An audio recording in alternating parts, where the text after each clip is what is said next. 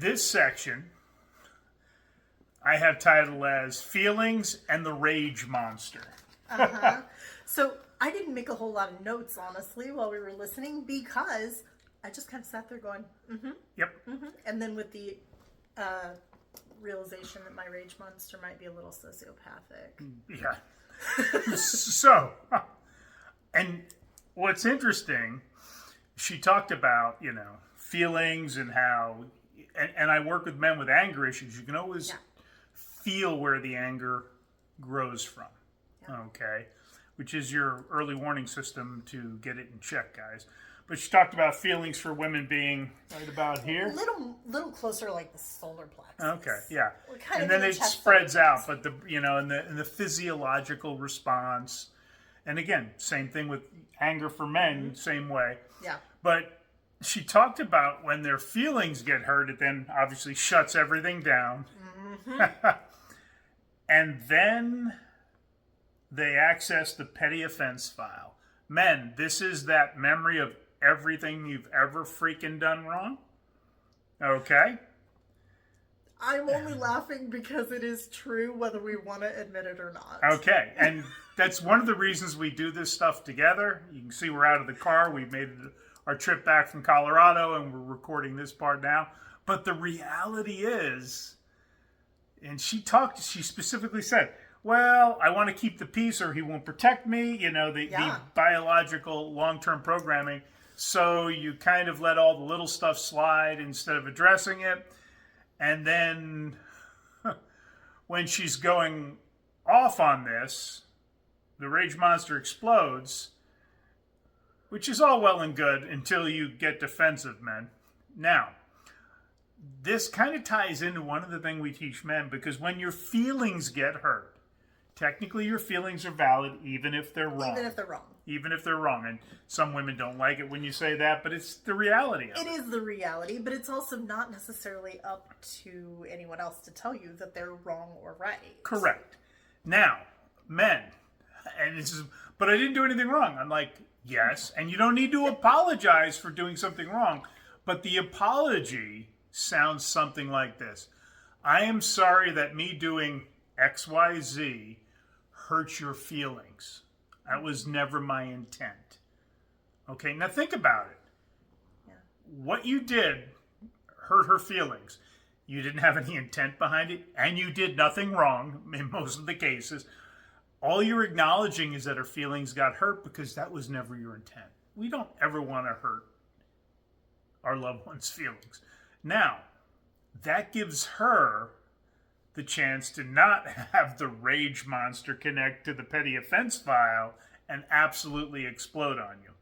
And while I was listening to it, and I've never thought this before, but it's made me think of all of the women that we see online when they absolutely can't control their emotions, and they end up getting arrested or assaulted, and I'm like, and I'm going to talk about the lower tier women that just absolutely are unhinged because they had no structure growing up. There's no emotional regulation. Yeah, and those are women you always want to avoid. And guys are like, but the sex is amazing. Yes. Mm-hmm. Yeah, but that's a friends with benefits situation, not a relationship. If she cannot emotionally regulate, you should never date her. If she loses her shit to the nth degree, where getting upset to a level of 3 or 4 would be normal, and she goes 10 and goes, everything, and it happens with little stuff a lot, that's an early warning sign. And the little stuff, that's the big thing right there. Like little stuff that she blows up Little stuff or rarely. And in the men's groups online, I can't tell you how often I see this complaint. She absolutely explodes, and this is why I tell men, divorcing her is the greatest gift you can give to your children, because you remove them from somebody who has no emotional regulation and control and is explosive and negative half the time. Now, I teach emotional regulation big time in what I do. And a huge piece of that is taking a beat How about a breath? Just to take that breath, to try to regulate physiologically, and then you can sort out the emotions, because when you're not regulated physiologically, that just heightens the emotions anyway. I don't know how many hundreds of men I personally talked to and recommended Huberman's physiological sigh. And what it is, I'm going to exaggerate it. It's a double inhale, long, slow exhale. So,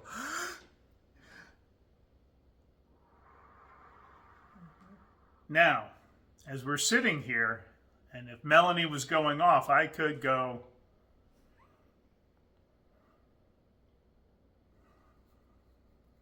And be paying attention, listening, but I can do the physiological sigh without it being evident.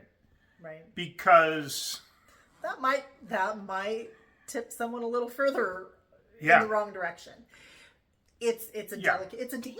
Yeah, but the reality is you've got to be in control of your emotions, guys. Absolutely, and ladies too. I'm just saying. Well, I'm talking to them. You're talking to them. No, I know. We're talking to different groups, but everybody has to learn ways to manage and regulate their emotions. Yeah, and it's an adult skill.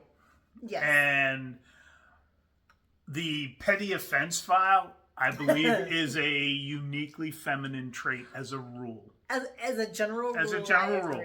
Now, for that reason, men, and again, this is the name of this audiobook is Understanding Women, and I consider this a foundational book that men need to listen to so they have this understanding. We've already talked about singular focus, diffuse focus, things like that, the Meadow Report, and all those things. But at the end of the day, while biologically there's only a 5 or 10% difference, men and women are not the same. We are completely different. Do we have the same organs and the same thing? Yes. But we have more testosterone. We're physically large.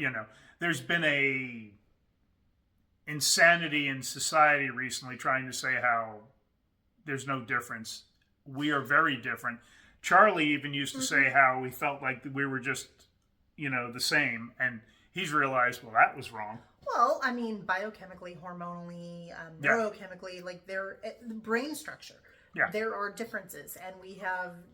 You'd be nice. I'm not saying a word. I don't want to get. All the different organs that we have play a role in all of those things. We are different creatures, and both men and women need to practice emotional regulation. Both men and women need to understand when this happens from whichever perspective. You hear Allison talk about that she really wants is to be rescued. Come save me. I don't really want to be going off like this. And I don't think many women want to be exploding like that. The one big one that we had. Yes. I figured we were going to, because I saw some things that she talked about. Our one kerfuffle that most people would call an argument, I would just say it was a significant perspective disagreement, because we didn't argue, but others would have. It would have been bad.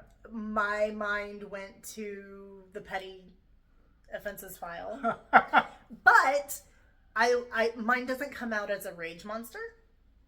Mine tends to come out a little more calculated, like Ted Bundy. Yeah, which has benefits and drawbacks. It's just that it's more. I need him to understand me. Yeah.